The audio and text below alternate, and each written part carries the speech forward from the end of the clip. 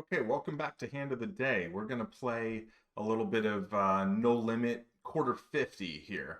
I was just playing, I played this hand, I ran it through a solver, and then I thought, I'll come make a video. I thought it was important. A little bit of, there's a lesson here, right, that I think is very important in terms of how I played the hand wrong, but in terms of how we should think about our range and what bet sizing we want to use and sort of how often we want to bet, like our betting frequencies. So I have King Queen of Spades. I'm in the cutoff, and Rosa Parks here in the low jack decides to open it up for 2.2, basically two and a quarter x raise. We get a cold call from B Sherman on our right, and I decide to go ahead and 3-bet.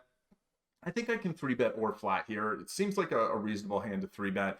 I just clicked the pot button. I could go a little smaller, like 450, somewhere in there, but I think this is reasonable, particularly with the kind of small open size. It folds around, the pre-flop raiser folds, and the caller calls. So first thing we want to do is like put them on a range, right? And pre-flop, I think pocket pairs, not big pocket pairs, but kind of medium and some small pocket pairs are going to flat there and then call the re-raise, right? Shouldn't be like a lot of like ace king kind of hands, maybe some ace queen, ace jack, ace 10, ace x suited type hands, right? Some suited connectors perhaps, stuff like that, maybe some suited one gappers, but they're basically going to have like suited hands and pocket pairs and weighted towards like ace high and connectors. My range, on the other hand, is going to have the bigger pairs, like 10s plus. Maybe I flat 10 sometimes. Maybe I 3-bet 9s or 8s sometimes. But it's going to be like jacks plus 100% of the time, and then 10s through 8s, like some amount. Then I'm going to have, ace king, maybe ace queen offsuit, certainly like ace queen suited, ace jack suited. I think that type of stuff. Maybe some ace 5, ace 4 suited hands. And, the occasional king, queen, jack, jack 10 suited, maybe some smaller suited connectors. So stuff like that. And when we look at this board, the first thing to think about is, I think, nuttiness, right? My opponent might have 2s, 3s, 5s. I'm not really going to have any of that, right? I'm going to be over flatting out those, I guess, or even folding, but I think I'll over flat them probably in these games. I'm not going to be 3-betting deuce. I'm not going to be 3-betting 5-5 in the cutoff either against a raise and a call. I don't think it makes a ton of sense. Maybe it's fine, but I'm not doing it. So I'm not going to have the sets. They can have the sets, right? 6-4 of suit, right? 6-4 suited seems very unlikely for either of us. Perhaps they could have it, but if they can have a hand like 6-4 suited, then their range is so wide that the density of all these hands is actually going to be fairly low. Ace-4 suited makes a lot more sense. That's a lot more likely, I think. I think either of us can have it. They probably have more of the combos than I do, but their range also, I think, might be a little wider than mine. I'm not sure. In terms of nuttiness, I can have a little bit of ace-4 suited, and that's about it, right? So in terms of those top-tier value hands, my opponent clearly has the advantage. For that reason, I should be using smaller bet sizes on the flop. I really shouldn't be going big because they have this big nuttiness advantage, right? We usually can't use big sizings when our opponent has the nuttiness advantage. However, when we start to examine the second tier value, right, the hands that are less than 2 pair is kind of where I think of as like second tier. Obviously, it depends on flop texture, but in general, I've got all the aces, I've got kings, queens, jacks. My opponent probably has approximately none of those. Maybe they flat jacks and then reflat them sometimes. Maybe sometimes they do that with queens, but probably not a lot. Even 10s and 9s, 10s or so, I'd say, is about where maybe we're similar. Maybe I'm a little more heavy in those combos. And then 9s, 8s, I might have some of those, but they're probably going to have them close to full frequency. And then the smaller overpairs, now they start having more of those, right? And in terms of like nut flush draws, I think we both have a lot. In terms of other flush draws, we both have some, right? They're probably going to have more of the smaller flush draws than I have, I think. So for that reason, because I've got this huge second tier value advantage, but this nuttiness disadvantage, I ran it through the solver, and the solver's like, yeah, you should bet quarter or third, basically range.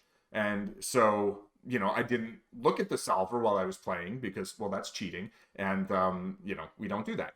So also, I think it would be very hard. Anyway, the point being, I decided to go ahead and bet half pot because I was thinking like, well, I've got this range advantage, but I wasn't thinking enough about the fact that they can really have a lot of these sets and that I really can't, right? So I didn't think about the nuttiness advantage enough. So that's one of the reasons that I thought that this hand was really important, because that's just like one of the things to always think about first. Something I didn't mention that is also to think about first is the SPR, which is 4-1 here, right? I had about 45 in my stack, and there's a little less than 12 in the pot. So the stack to pot ratio means, you know, I've got about 4 times as much money left as there is in the pot, which is pretty low. So with all those over pairs, I would just be stacking off, just get it in. But getting it in doesn't necessarily mean betting big on the flop, right? I can bet small on the flop, and a bunch of their overcard hands can be like, or their small over pairs, they have to call, and then I can hit them on the turn, right? So I do bet half pot though, live and learn, and my opponent calls. And now the turn's a 10 of hearts, right? And my opponent checks to me. And the question is, do I want to put another bet in here and then possibly barrel the river, or do I want to check it back? And I somewhat correctly surmised that I often want to barrel a hand like this on the turn. The solver really does like betting with king, queen of spades. Here's the thing. Since my flop bet was so large, there's not that much money left, so I can't really get a good turn and river barrel in. And because of that, I should actually probably be checking this, at least from a GTO standpoint, right? Exploitatively, maybe my bet is fine. Spoiler alert, I'm going to bet this. But if I bet less on the flop, then here on the turn, I would have more leverage, right? And because I have position and because it's no limit, it doesn't really matter. Like, I don't need to get a lot of money enough on the flop. I can kind of play it slower, even though I'm still betting. I'm betting range, but I'm betting maybe quarter pot, third pot.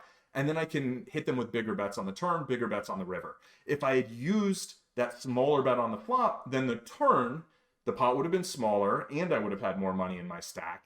I could have bet half pot on the turn, which would have been a lot less, or even like third pot on the turn, and then have room for a credible river bluff if I wanted, right? But instead here, I bet half pot, and you'll see I've only got 26.78 left in my stack, and if my opponent calls, there's going to be like 50 almost in the middle, right? So I'm not going to have room to turn this into a bluff on the river, and if they do jam, I'm going to be getting about 3-1, which is a very painful proposition because my hand's about 4-1 to get there, to make a flush anyway.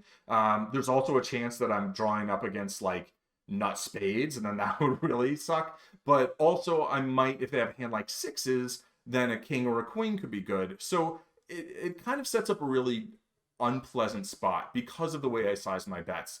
So my opponent does fold, yay, but what I learned from this hand was, or sort of re-emphasized to myself, is always count those combos on the flop. Whether it's combos or just kind of envisioning a range, just think about like, who's got the nuttiness advantage, right? If it's them, like, you probably shouldn't go half pot or bigger.